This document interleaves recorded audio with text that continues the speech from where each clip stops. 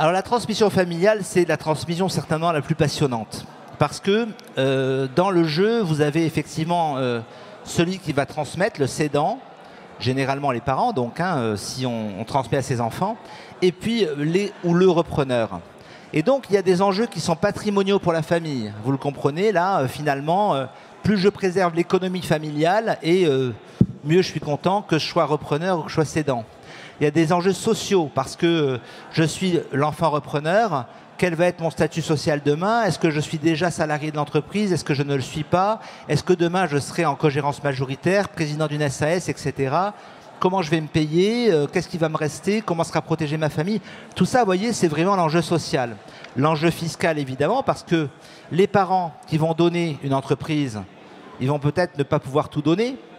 Parce que si on revient tout à l'heure à la logique de vie future, ils ont certainement des besoins financiers dans le futur qu'il faudra, pour les assumer et conserver leur autonomie financière, une partie de vente aux enfants pour pouvoir encaisser du cash et puis demain vivre de ces revenus et de ce cash.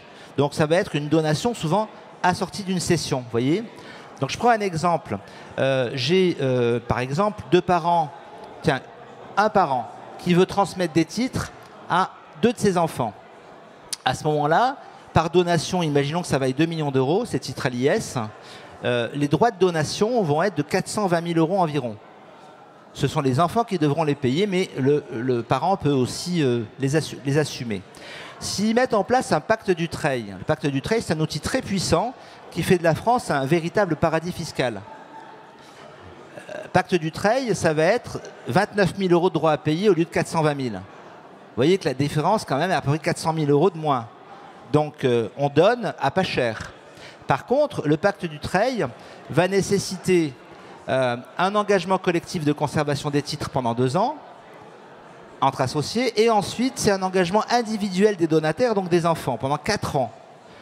Et il faudra que l'un des engagés collectifs ou individuels assure les fonctions de direction. Alors, vous voyez, c'est compliqué déjà. Là, ça commence à se complexifier. Tout à l'heure, j'étais intéressé. Je me dis, tiens, je gagne 400 000 euros, c'est sympa. Là, on commence à se dire, tiens, c'est compliqué votre truc. C'est encore plus compliqué que ça. Et la loi Pacte, qui est en train de se mettre en œuvre, mais aussi une loi proposée par le Sénat le 6 juin dernier, vise à simplifier la mise en œuvre du pacte Dutreil pour faciliter ces transmissions. Je vais au bout.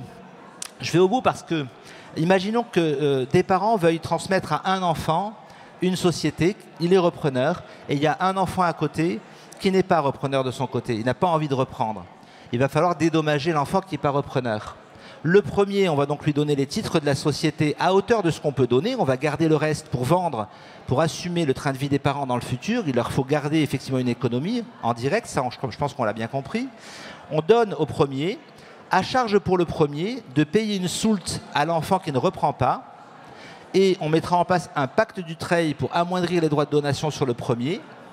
Et cet enfant-là, qui est repreneur, donc, créera une société holding en apportant les titres qui ont été donnés. C'est la holding qui va s'endetter pour payer la soulte à l'enfant non repreneur. Et c'est aussi la holding qui s'endettera pour racheter les titres aux parents qui vont rester, si vous voulez, en lice. Les parents payant directement leur impôt de plus-value, conservant une partie du bénéfice de la cession, et la transmission aura été faite. Mais attention, pour faire ça, il faut un notaire spécialisé, il faut un expert comptable spécialisé, un avocat compétent dans ce domaine-là en tout cas, et un pilote.